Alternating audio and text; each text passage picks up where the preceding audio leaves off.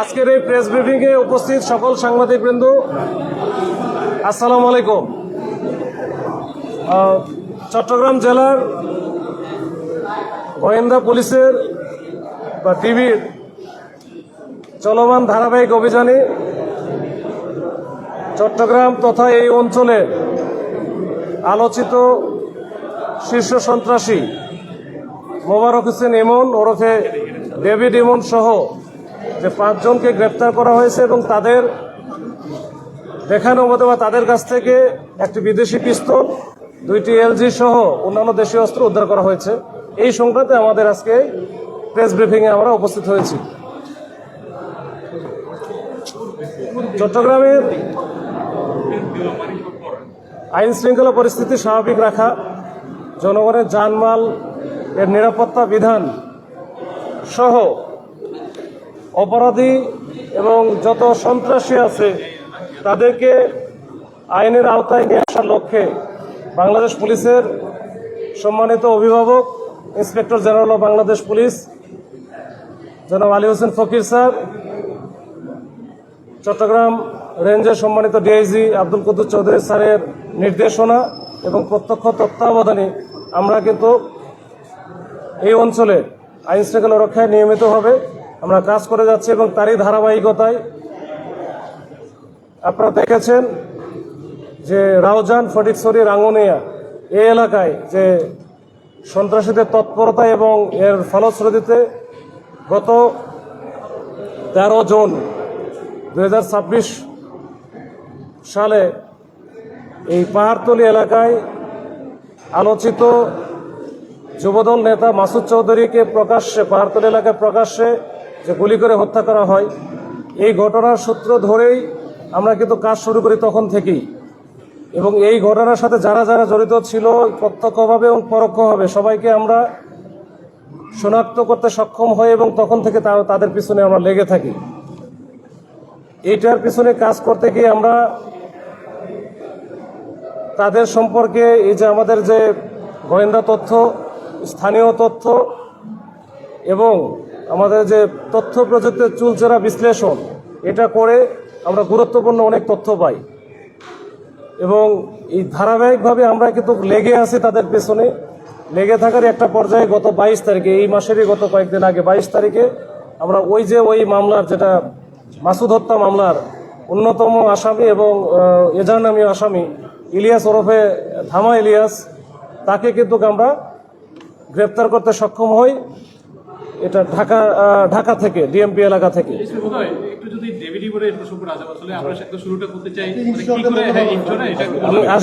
এরপরে আসবে।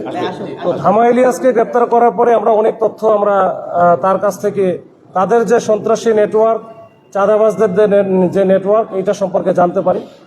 এর মধ্যে আপনারা দেখেছেন যে গত কয়েকদিন আগে সিএমপি এলাকায় যে ইন্টারনেট সরবরাহকারী প্রতিষ্ঠান ডিডিএন, এইখানকার যে মালিকরা স্বত্বাধিকারী, তাকে ফোন করে যে 2 কোটি টাকা চাঁদা দাবি করা এবং সেই সাথে 2-1 দিনের মধ্যেই সেখানে আবার ওই যে কিশোর গ্যাং যারা আছে এদেরকে দিয়ে হামলা ভাঙচুর করা, এইসব ঘটনার প্রেক্ষিতে আমরা কিন্তু তার কাছ থেকে গুরুত্বপূর্ণ কিছু লিড পাই। এই লিড পাওয়ার পরপরই আমরা কিন্তু বিভিন্ন জায়গায় আমাদের এই জেলা পুলিশ চট্টগ্রামের কয়েকটা টিমকে আমরা ভাগ করে দিই।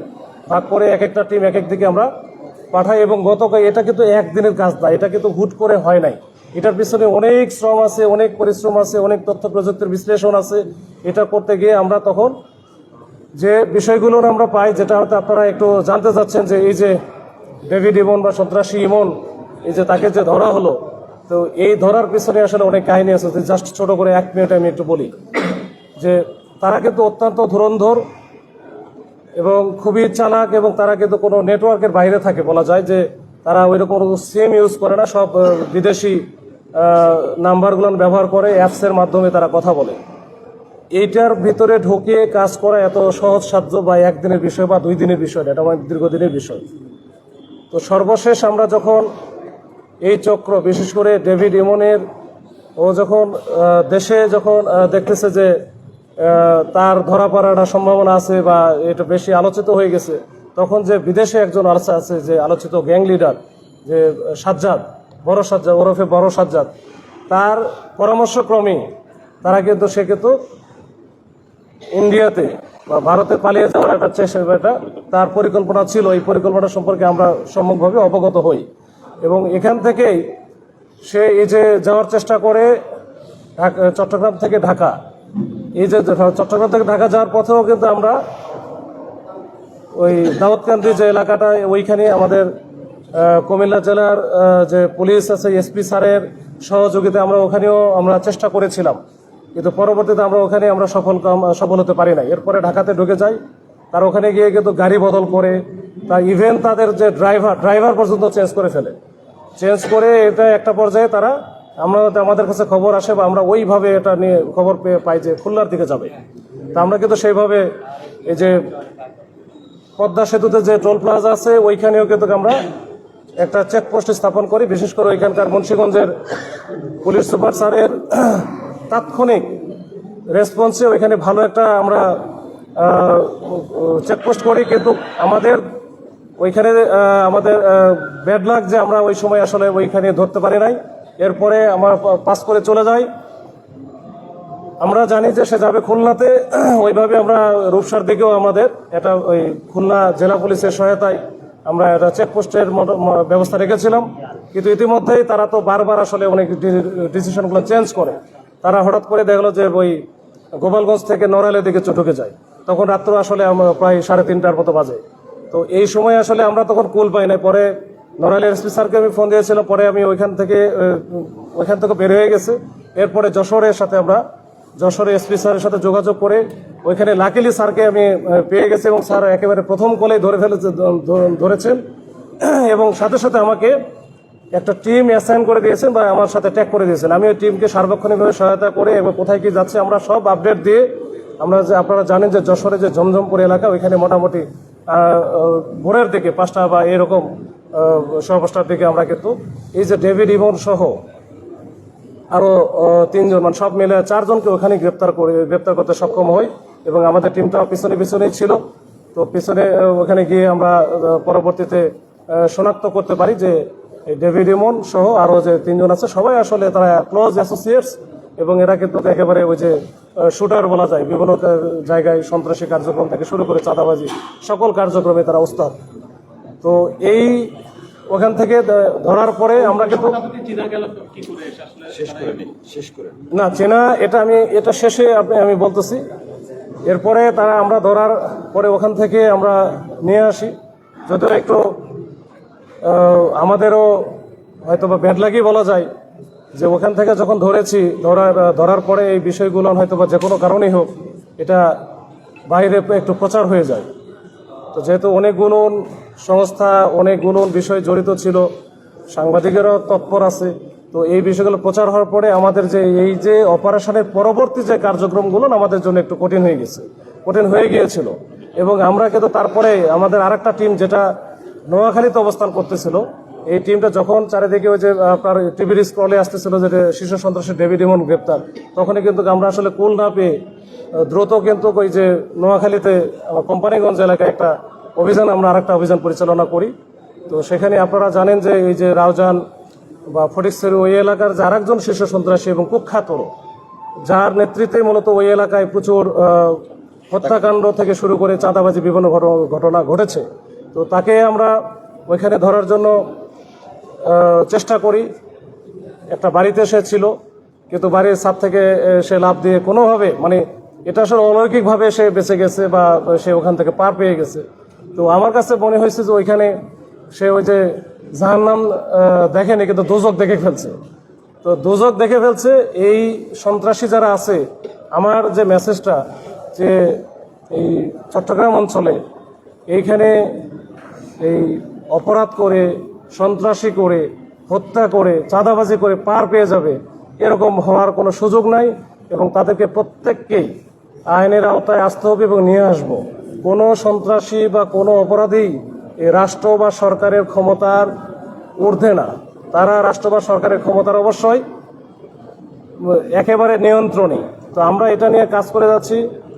মাননীয় প্রধানমন্ত্রী থেকে শুরু করে মাননীয় প্রধানমন্ত্রীর যে সন্ত্রাসের ব্যাপারে যে জিরো টলারেন্স, ওইটাকে তো আমরা বাস্তবে প্রয়োগ করতে চাই এবং এইটা যেই হোক এই সন্ত্রাসীরা, আমি জানি যে এই সন্ত্রাসীদের যে নেটওয়ার্ক, শক্ত একটা নেটওয়ার্ক ছিল, একবারে বিদেশ থেকে যেটা পরিচালিত হচ্ছিল বড় সাজ্জাদ বাহিনী থেকে শুরু করে, এই যে তাদের যে এটা আমরা আস্তে আস্তে কাজ করছি। এটা অনেকাংশেই আপনারা দেখেছেন যে এটা আমরা ভেঙে ফেলেছি, তবে এখনো পর্যন্ত তারা আছে। এটা পরবর্তীতে তাদের যারা আছে এখানে এই সংঘবদ্ধ চক্রের মূল হোতাগুলো এখনো আছে, তাদের ব্যাপারে আমাদের একই নীতি এবং এটা কিন্তু এটা চলতে থাকবে এবং নিরলসভাবে আমরা এটা লেগে আছে এবং কাজ করে যাব। যে অস্ত্রগুলো দিচ্ছেন ওরা তো স্বয়ংক্রিয় অস্ত্র চালায়, অনেক ভারী অস্ত্র চালায়, কিন্তু সবগুলো জং ধরা। আপনাদের আপনাদের কথা শেষ হোক, তারপরে প্রশ্নটা করেন। কি পরিমাণ অস্ত্র তাদের হাতে আছে? আমি আমার কথার মধ্যে একটা কথা বলেছি, অনাকাঙ্ক্ষিতভাবে আমাদের কাজ যেভাবে গোপনীয়তার সাথে করা উচিত ছিল বা করার কথা ছিল, সেই কাজটা আমাদের এই বিভিন্ন কারণে, যেটা আমাদের হাতে অনেক সময় ছিল না, এটা দেখা গেল যে এটা চট্টগ্রাম থেকে যশোর পর্যন্ত চলে গেছে। তো এটা ফাঁস হওয়ার কারণে বা এটা বেশি প্রচার হওয়ার কারণে আমাদের পরবর্তী যে কার্যক্রমগুলো, ওইটা আমাদের মতো করে যেটা আমাদের প্ল্যান অনুযায়ী করা, আমাদের পুলিশের বা আইনশৃঙ্খলা বাহিনীতে আমরা প্ল্যান অনুযায়ী কাজ করি, এটা হুটহাট করে কোনো কিছু হয় না। তো সেইটার কারণে কিন্তু আমরা অনেক কিছু করতে পারি। তারপরও এই যে যারা আমাদের কাছে ধরা পড়েছে, তাদের তো অনেক নেটওয়ার্ক আছে, অনেক সহযোগী আছে। এখন যার কাছেই আমরা যাচ্ছি বা যেখানেই অভিযান দিয়েছি, সেখানে দেখা গেলো সে আগে আসলে জেনে গেছে। এটা তো আসলে ওই যে একেবারে রাষ্ট্রীয়ভাবে জানা বলা যায়, ওই যে প্রচার হয়েছে টেলিভিশনে বা বিভিন্ন চ্যানেলে, তো এটা জেনে যাওয়ার কারণে তাদের যে তার নিজস্ব দু একটা যে বিষয় ছিল, ওই দু একটা বিষয় যেখানে সে নিজে হয়তো রেখে এসেছিল, এখন এটা দেখা গেলো যে আরো 1 মাস আগে রেখে আসছে। এই বিষয়গুলো এগুলো হচ্ছে জং ধরে অনেক কিছু হয়, এটা স্বাভাবিক, এটা লোহার জিনিস। তো ওইভাবেই আমরা উদ্ধার করেছি। তাও তার এলাকা, যেটা ফটিকছড়ি এলাকা, কাঞ্চননগর, এই কাঞ্চননগরে একটা গ্রামে একটা বাড়িতে সে রেখে দিয়েছিল, তো সেখান থেকে উদ্ধার করা হয়েছে। তো আমার মেসেজটা এটাই যে সন্ত্রাসী বা অপরাধী তার কোনো দল নাই, তার কোনো সমাজ নাই, তার কোনো অন্য কোনো পরিচয় নাই, তার একটাই পরিচয়, সে হচ্ছে অপরাধী বা সন্ত্রাসী। যে তাকে আইনের আওতায় নিয়ে আসার জন্য যা করণীয় আমরা তা করে যাচ্ছি এবং করবো ইনশাল্লাহ। নিয়ন্ত্রণে কি পরিমাণ অস্ত্র এবং বাহিনীর সদস্য সংখ্যা কত? কি পরিমাণ অস্ত্র, এটা তো আসলে ওইভাবে আমরা হিসাব করে, এটা তো ওই যে এগুলো নিয়ে আমাদের কাজ হচ্ছে। আমরা তাকে ধরেছি, এখন রিমান্ডে বিজ্ঞ কোর্টে উপস্থাপন করব, কোর্ট থেকে রিমান্ডে দিবে, রিমান্ডে দিয়ে যদি দেয় তাহলে সেক্ষেত্রে আমরা আরো বিশদভাবে এটা আমরা জানতে পারবো বা আমরা অনুসন্ধান করবো।